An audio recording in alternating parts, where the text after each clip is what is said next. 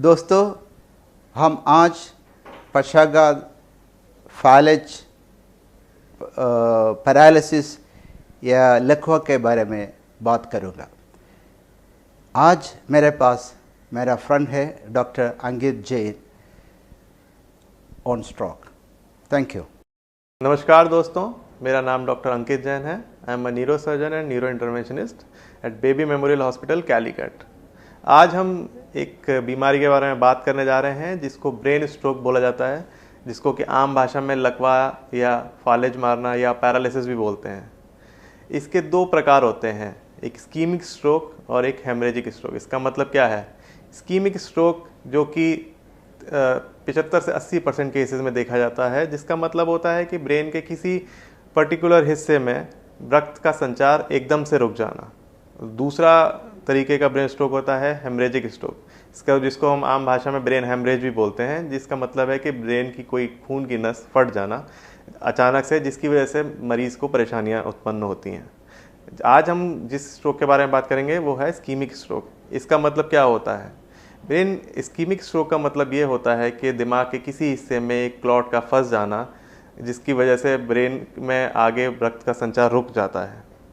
इसको हम कैसे पहचानें, किस तरीके से मरीज़ को परेशानियों का हम सामना करना पड़ता है? पहली परेशानी इसमें होती है कि मरीज़ का चलने फिरने में परेशानी हो सकती है, मरीज़ को लड़खड़ाना हो सकता है। दूसरी परेशानी है कि मरीज़ को देखने में परेशानी हो सकती है, मरीज़ को दो दो दिखाई दे सकता है या मरीज़ का एक ही तरफ देख पाना संभव होता है। तीसरा है कि मरीज़ के चेहरे पर टेढ़ापन आना। चौथी है मरीज़ के हाथ या पैर में कमज़ोरी आना, जिसको हम लकवा मारना भी बोलते हैं। उसके बाद मरीज़ को अगली परेशानी ये हो सकती है कि मरीज़ को बोलने में तकलीफ़ हो, मरीज़ बोल ना पाए या जो मरीज़ को बोला जा रहा है मरीज़ वो समझ ना पाए। और इसके बाद अगर इनमें से कोई भी लक्षण मरीज़ में पाए जाते हैं तो सबसे पहले जो भी मरीज़ के साथ जो अटेंडर हैं या रिश्तेदार हैं उनको क्या करना चाहिए?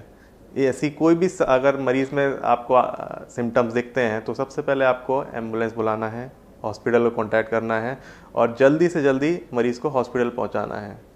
इस स्ट्रोक में सबसे ज़रूरी है एक गोल्डन पीरियड। गोल्डन पीरियड का मतलब क्या है? गोल्डन पीरियड का मतलब ये है कि परेशानी शुरू होने के बाद हम कितने समय में मरीज़ को हॉस्पिटल पहुंचाएं ताकि कि उसमें रिकवरी अच्छी हो। तो इस गोल्डन पीरियड की टाइम होता है 4.5 घंटे। अगर मरीज़ को परेशानी शुरू होने से लेकर 4.5 घंटे के अंदर हम अस्पताल पहुंचा सकते हैं और उसका इलाज शुरू कर सकते हैं तो मरीज़ में अच्छी रिकवरी की चांसेस होते हैं। ब्रेन स्ट्रोक इस समय विश्व में मृत्यु का सेकंड सबसे ज़्यादा कॉमन कारण है और डिसेबिलिटी मतलब कि मरीज़ में परेशानी पैदा करने वाला सबसे कॉमन कारण है। इसके बाद क्या मरीज़ को अस्पताल पहुंचाने के बाद और इसमें आगे क्या किया जा सकता है? अगर मरीज़ 4.5 घंटे के अंदर अस्पताल पहुंच जाता है तो इसमें सबसे पहले आप एक इमेजिंग करेंगे। इमेजिंग का मतलब है सीटी स्कैन या अगर एमआरआई अवेलेबल है तो हम उसमें से कोई इमेजिंग करेंगे और उसके बाद बीमारी के हिसाब से मरीज़ को एक दवाई दी जा सकती है जिसको कि थक्का घोलने की बोलते हैं, IVTPA बोलते हैं, जिसका फुल फॉर्म है टिश्यू प्लाज्मिनोजन एक्टिवेटर।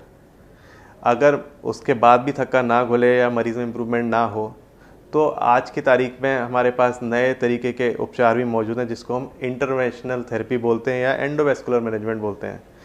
इसमें हम क्या कर सकते हैं? इसमें हम तार की सहायता से दिमाग की नसों में अंदर तक जा सकते हैं और वो जो थक्का वहाँ जमा हुआ है उसको निकाला जा सकता है और कुछ ही टाइम में, घंटे या एक दिन के अंदर मरीज़ में पूरी तरीके से रिकवरी संभव है। अब इस समस्या को रोकने का हम क्या इलाज कर सकते हैं? भारतीय आबादी में सबसे ज़्यादा जो परेशानियां पाई जाती हैं वो है diabetes, blood pressure, smoking, sedentary lifestyle. तो हमें इससे बचने के लिए क्या करना चाहिए? तो जिन भी मरीज़ों को डायबिटीज़ है उनको ये ध्यान रखना है कि वो दवाई नियमित तरीके से लें। अगर शुगर लेवल्स उनके बढ़े हुए आ रहे हैं तो वो डॉक्टर्स को कंसल्ट करें। हाइपरटेंसिव मरीज़ों को नियमित तौर से बीपी कंट्रोल में रखना है, दवाइयाँ लेनी है। अगर कोई मरीज़ को कार्डियक या हृदय संबंधी परेशानी है तो उन्हें कार्डियोलॉजिस्ट का ट्रीटमेंट नियमित रूप से फॉलो करना है। उसके बाद है स्मोकिंग। स्मोकिंग बहुत ही बड़ा कारण है ब्रेन स्ट्रोक का, तो जो भी स्मोकर्स हैं उन लोगों को ये आदत तुरंत छोड़नी चाहिए। उसके बाद आता है सीडेंटरी लाइफस्टाइल। सीडेंटरी लाइफस्टाइल का मतलब है कि एक्सरसाइज, व्यायाम ना करना, चला हुआ खाना। तो हमें ये ध्यान रखना है कि डेली 30 से 45 मिनट तक हमें टहलना है, व्यायाम करना है। इन सब चीज़ों का ध्यान रखा जाए तो इस समस्या को काफ़ी हद तक टाला जा सकता है। एंड ध्यान रखें दोस्तों, टाइम इज़ ब्रेन। जितना जल्दी हम इन मरीज़ों को अस्पताल पहुंचा सकते हैं, उतना ज़्यादा हम इनको लाभ पहुंचा सकते हैं। धन्यवाद।